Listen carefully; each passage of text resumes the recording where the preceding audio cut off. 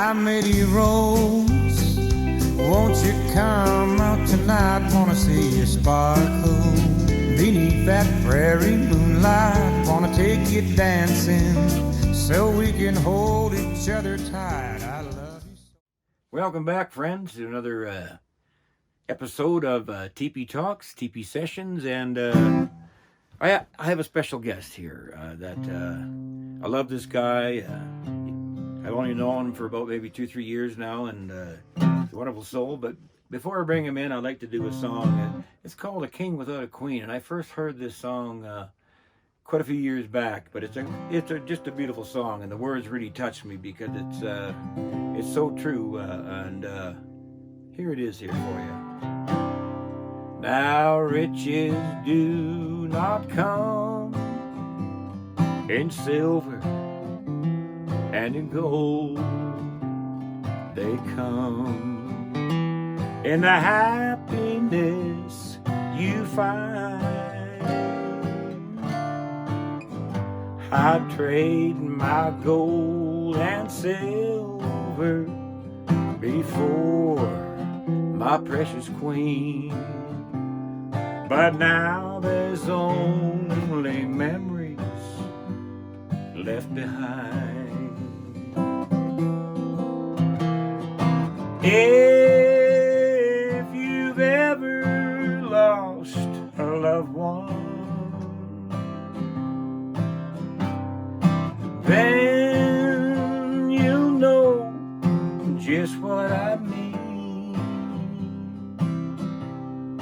For what good are treasures and a kingdom if you're a king without a queen?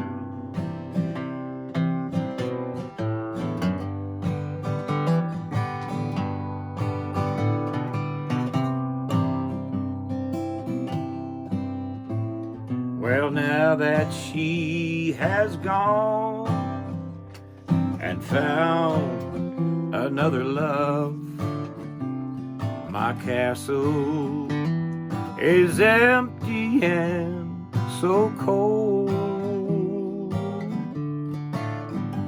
I'd trade my gold and silver before my precious queen.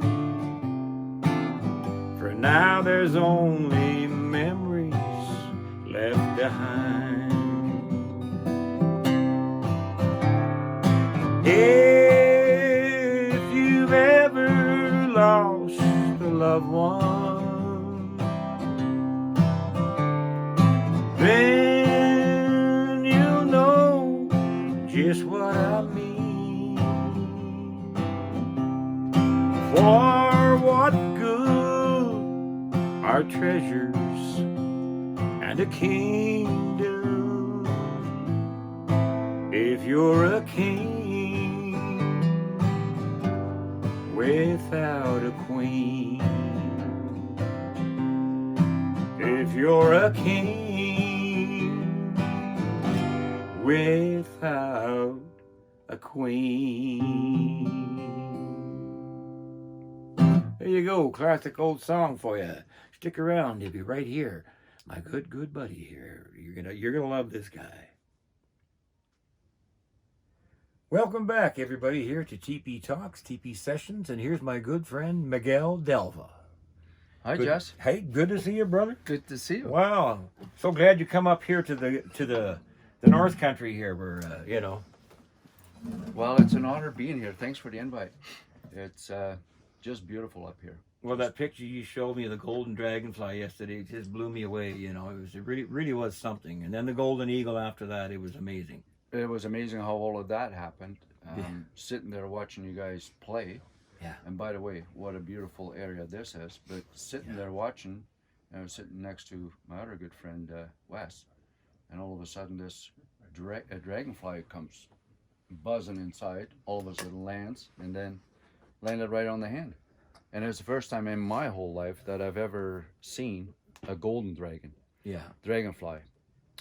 All the other ones are Yeah. blue, purples, Brown, browns, red, everything. Yeah, I've the never whole seen a gold one like that. That's absolutely beautiful. I hope we can get that up on a picture of that. You know, like maybe for the show or something like that. You know, we We can do will. something like that. We'll Yeah. figure something out. Yeah. Something will come out of that. But I wanted to talk to you because you and I have, had some great conversations, and I felt connected to you because I'm a big advocate for for the Métis people, Yeah. like the story which I think has never been told yet. The way that I'd like to see it told. Lots of and things. and along with the Aboriginal people, the First Nations people. Yeah, I'm an advocate for all of them because of what they've gone through. Yeah. And so you've had lots, but I mean, like you've had some great experiences about that. Working with different medicine men, and Yes. you met.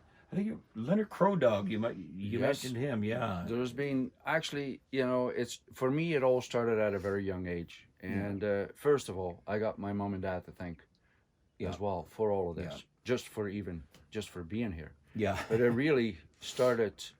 The journey really started with my aunt and uncle, my belated uncle Stefan, and my aunt Else.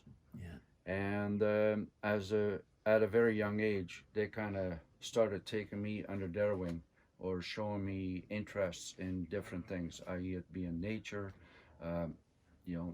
how everything evolves, how everything moves. And then as we move through the cycles of life, I came to this beautiful country, and things kept evolving from there. And the first time that it really touched upon me was when I was working in the far north, while I was tree planting and running, connecting with the local people there, with the natives there, and then starting to seeing what they were doing, their interests in the plants, how they honor everything, Mother Earth, how they work with the plants, the animals, everything that is there, and how everything is interconnected. Yeah. So for me, from there, it even blossomed further, where I then connected. First, it was with Wallace Black Elk. He's the author of a book called Black Elk Speaks, if I'm correct. And he has had many stories, and it was just nothing has happenstance. But I was on the island, and some friends of mine basically started talking about, we're going to have this elder that's going to be here, and they're going to be performing a sweat lodge ceremony. I said, well, that sounds really interesting. I would love to be able to experience something like that. And I remember it all too well, being there or being invited, and there was a lot of people there, actually more people that could actually fit in the sweat lodge. So Right. Wallace decided, and he was the most incredible individual that I've seen. As a matter of fact, he stood another head taller than me, big hat, and the one thing with this man was he had the most incredible smile. He was always smiling. Yeah. And he had just his way of communicating to people, and how he made everybody feel welcome. Yeah. He had a heart of gold. That's a true mark of a master. Yeah. Yeah. It really is. So that time, everything was set up. I was invited in. I was really honored for being there. And so basically everybody winds up going inside the lodge, and everything was set up, and Wallace sitting on the one side of the door, and I'm just sitting amongst everybody else there. Did they have fire keepers? Yeah. No, everything was set Everything up. was set up, It yeah. was traditional ceremony. Where they have the they have the fire going. They got everything set up in the traditional ways. Yeah. Right? Nice. And so there's normally, with the sweat lodge, there's 4 rounds. So basically the 4 directions. And as the first round started, the grandfathers, are being brought in. So the firekeeper, you got the helpers, and everybody has their job to be done. Yeah. So everything runs smoothly. So Wallace had asked, for the first grand, rocks to come in, and the door closes, and within minutes, there was a huge transformation. I could already feel everything, the uplifting energies, everything inside. That is my From personal your experience, my yeah. experience, but everything changes in there. You could not see a thing. You did not know what to expect. So the first time, it might feel kind of scary because you don't know what to expect, even with the heat, because there you're looking at, the womb, of Mother Earth, and everything is glowing and everything is getting hot. And as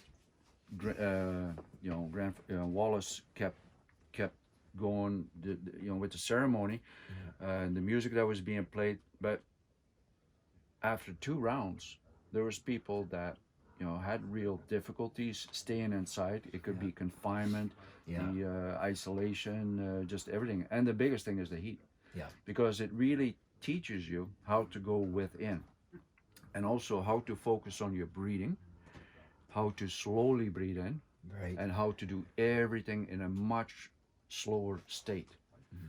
Even if you were to move your hand just slightly like that, you would just literally burn. It would burn. So you just sat there, and I was always saying to myself, I cannot move. I just go deeper and deeper, and then just focus on your breath.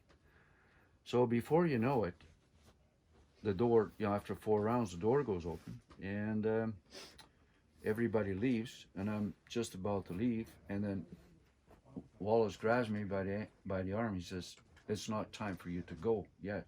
I'm going, "But I can't do this again. I got no more liquids left in me. I sweat everything out." So I was invited back in, and I went for another. We did another 4 rounds. So all in all, when I came out of there, for me, the experience was so deep, rooted. For me, it lasted the next 5 days. There were so many changes that came with that experience as well, too, as to how certain events change in life. But 6 hours later, I thought, I was not going to survive this, but it was like you were just floating on air, just walking. So, lo and behold, now I'm going to fast forward. 5 years gone by, and I had spent that time with Wallace. I spent at least a week and a half together with him. So he was incredible with his teachings. Just the way he spoke to people, the way he treated people, an infinite amount of wisdom. 5 years go back, and I'm back in my home country, Belgium, and I'm at my uncle's place, my Uncle Steef. And my uncle, I'm just there for a visit. He says, "Miguel, go at the end of the driveway. There's somebody that I got, that you're going to meet there." I said, "Oh, Uncle, who? What are we talking about?" He says, "No, there's somebody that you got to go see." I said, "Okay, Uncle, I'll go down the end of the driveway." As I walk down the end of the driveway, I see this big, tall man standing there with the first thing that popped in my head was his big hat. He had the most beautiful big hat. There's this man standing there. There is Wallace Blackout standing there. And he looks at me, his jaw drops right down. He says, "What are you doing here?" I said, "Well, welcome to my family. Thank you for being here." And then he just asked me, he says, "What are you doing in the next week?" I said, "Well, I'm just here visiting relatives." He says, "Can you come with me, help me?"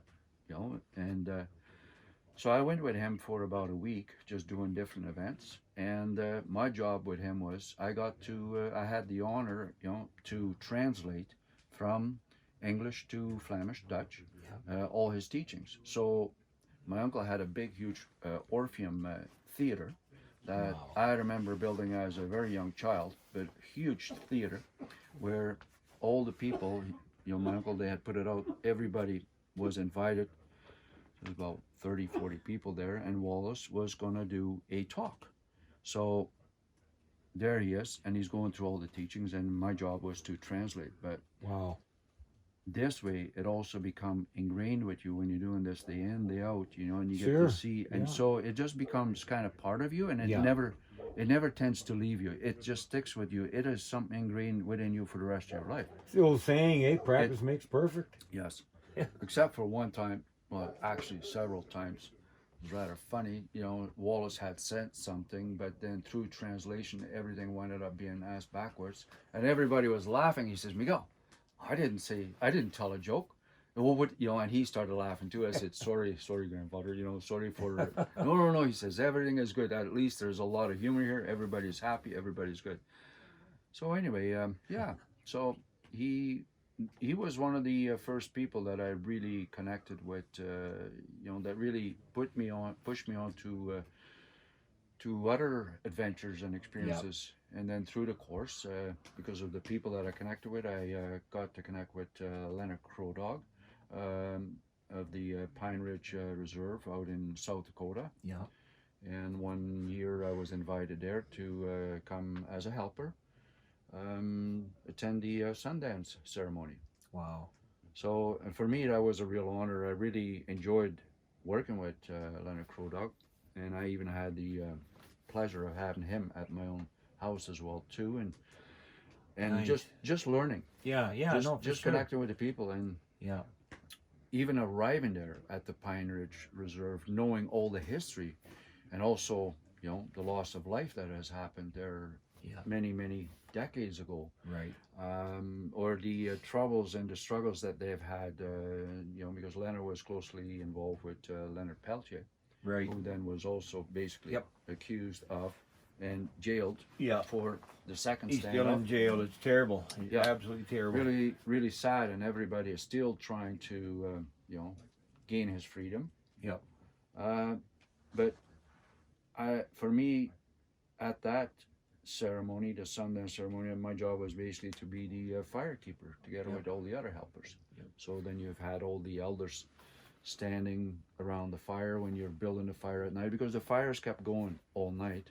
Yeah. And they had to prepare it for the dances in the morning, because they would have 6 sweat lodges, or thereabouts 6. I can't quite remember as to how many exactly, but 6 sweat lodges going at the same time.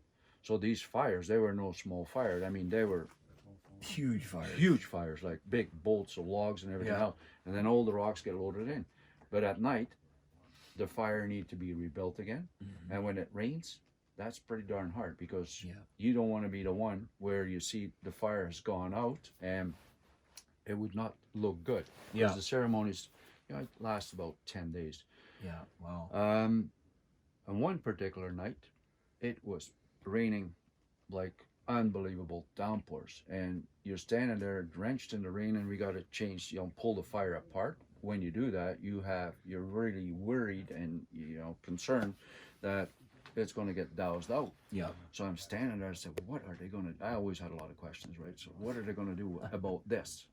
So the elders that were standing there, and there was quite a few of them, and they always kept a close look, making sure you've done everything properly. Yeah. And if not, they came and tap you on the back. Hey, this is not the way it's done. This is the way. So they really stuck to tradition and followed tradition. And I had a great deal of respect for that.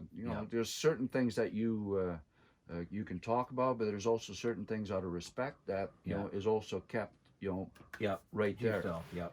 And that evening, as it's pouring down rain, the elder said, okay, you have time now, pull it apart. As soon as they said that, it was like on top, right above us, was this big circle that just opened up at night. No rain. It was just like, I'm not going to say a hole in the sky, but literally it was, because another 50 meters away from there in the radius, it was pouring down rain. Wow. And I just couldn't believe it. But the energy, it was like I wasn't even there. It just happened. There was other forces that were working with you. And then the elders are saying, come on, guys, don't waste any time. We can only, it was like kind of saying, we can only keep the gateway open for that long. And that was the most amazing experience, as we get the rocks all piled up in there and get the fire all nicely built up again, because it was big. And next thing you know, the flames are roaring. Wow. And guess what?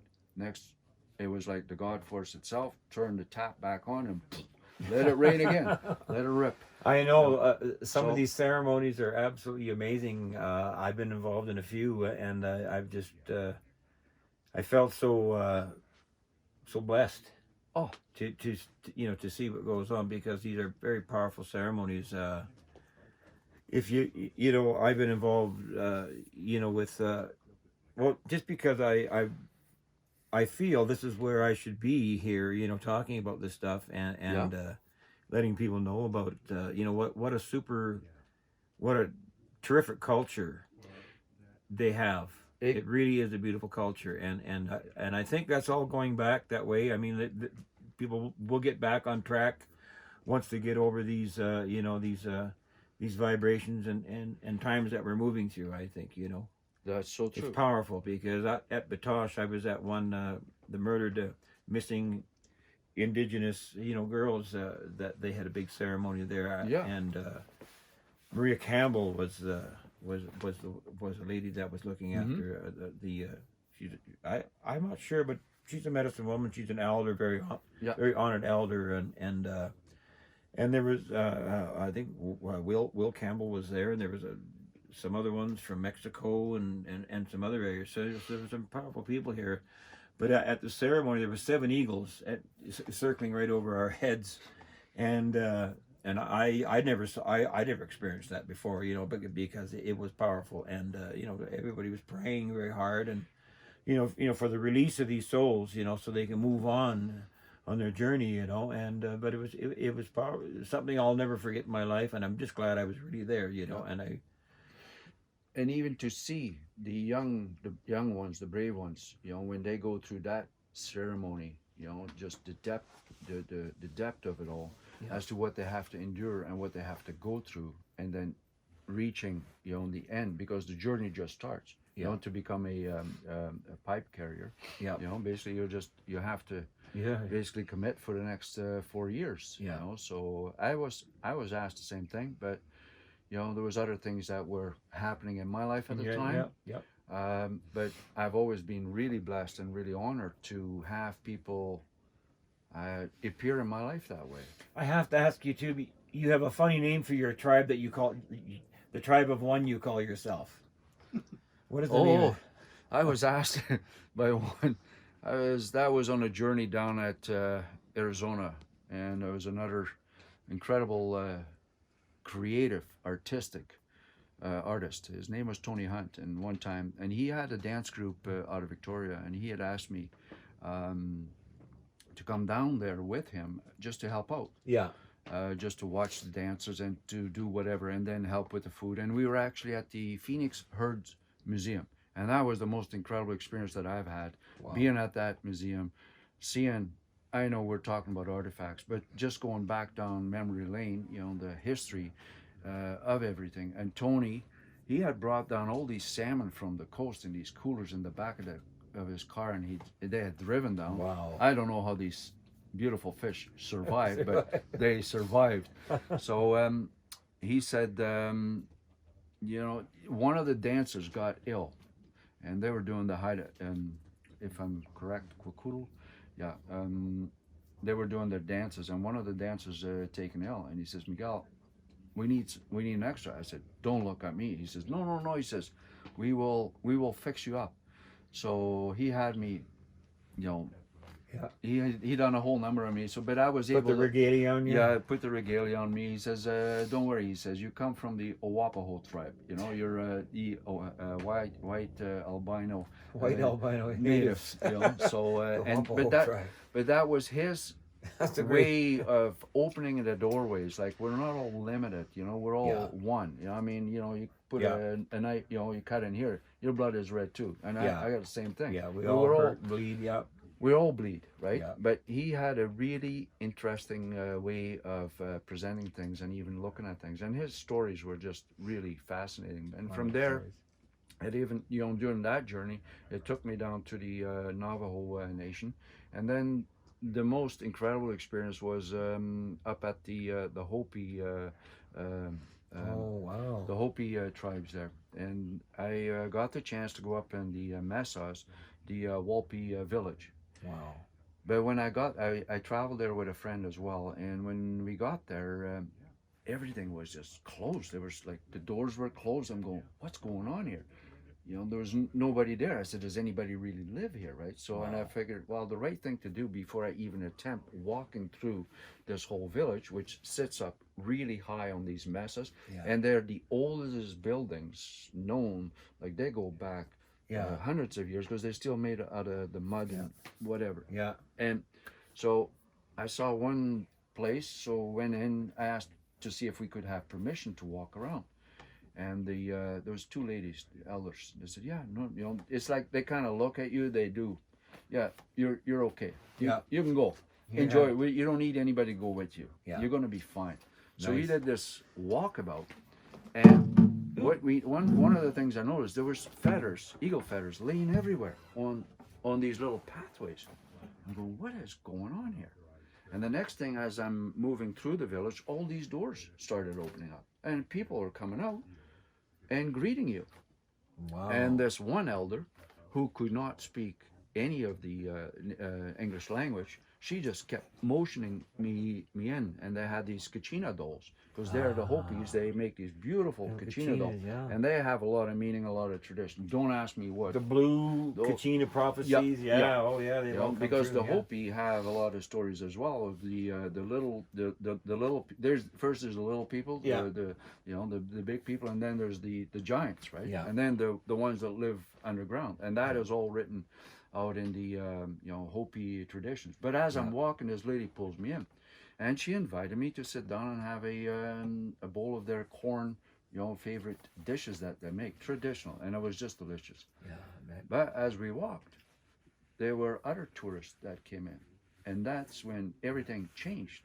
And these people had not done or asked, to see if they could in, Yeah. and they got in a lot of trouble, because these folks started picking up all these eagle feathers and thinking that is, it was a freebie and this and that. So they were escorted out of there really fast. Yeah. Then I got to see another side as to what came out of the back door, as to who they put on. It's like they got their own policing force. Yeah. They just dealt with matters accordingly.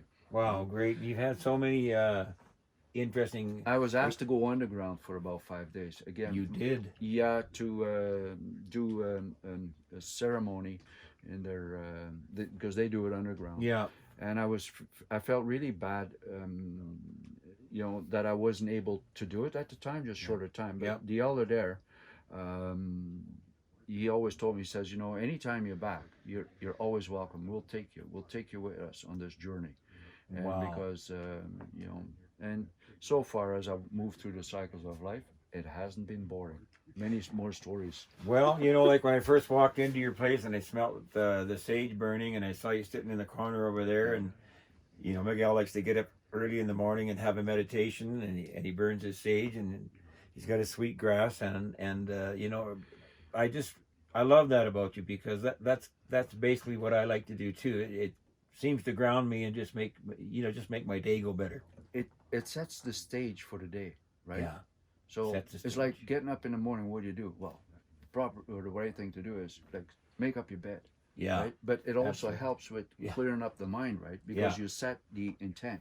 So then, when it the way I go about it, I go through a prayer meditation. So I think about a lot of people, or try to help a lot of people, and try to do the right thing. And Well, I love the stuff that you're making there, the creams and stuff like that. Oh, yeah. Boy, I tell you, that's some powerful stuff. I have a great story here for you that I want to tell. I was at Edmonton about 2 weeks ago, and I had a little bottle that you gave me of this the special Gilead. Gilead. The balm of Gilead, whatever it the is. balm of Gilead, but right, slightly from altered. the cotton poplar, but slightly altered. Yes. And it was amazing. And my friend was sitting there, and he had a first-degree burn from here to here. Yeah. And he was just on fire, and he said, I'm in terrible pain here, and he said, I'm going to have to go for skin grafts and all this stuff like that. I said, well, hang on a sec here. I said, would you mind if I get some cream? Would you put it on? Yeah. He said, I'll do anything. He said, I'm in serious pain here, and I'm looking at him just like, holy crackers, that must hurt, so I brought out the magic stuff, whatever, and just put it all over his, it was like almost immediate. He went, oh man, does that ever feel good? He said, the pain is almost gone. And 3 days later, when I came back to see him, because he was working on my car, and he showed me, he says, look at this. And I went, holy man. He said, I don't have to go for skin grafts. I don't have to. He said, I don't know what that stuff is. He said, but man, I want some of that. He said, it's just amazing. So I wanted to share that with you guys, and it's just a wonderful thing. I'm really honored. I'm really happy to hear that. When you get a chance to, to make up some more of that stuff, we will. I could probably use a couple of 100 tons of it. Well, let's. Very good, Jess. Yeah. No, well, let's wait. Let's wait until a big bottle. Let's wait until. Well, I gotta wait till next February. You know, early spring. You know, when everything just starts to pop up again, and that is a time to pick, mind you. You know, with all the other incredible touches that we give it, and the chaga mushroom, like what you're doing with the chaga stuff like that. Yeah. This is powerful medicine. I hope we get a chance to. To get to share some of this stuff. And, well, we'll do another session on that. Yeah, maybe. I know. Okay? Thanks for coming here. Thanks, Jess. It's always an honor to see you. I love your brother, man. You're like a brother to me, and my family, feels the same way too. And you got an awesome family. Yeah, and you have an open invite to any Teepee Talks that we do down the road. But well, looking forward to it. Yeah, thanks, Jess. Thank you so much. There you go, folks. Miguel Delva, special guest here on Teepee Talks, Teepee Sessions. We'll see you again. My Lady Rose, won't you come out tonight? Wanna see you sparkle beneath that prairie moonlight. Wanna take you dancing.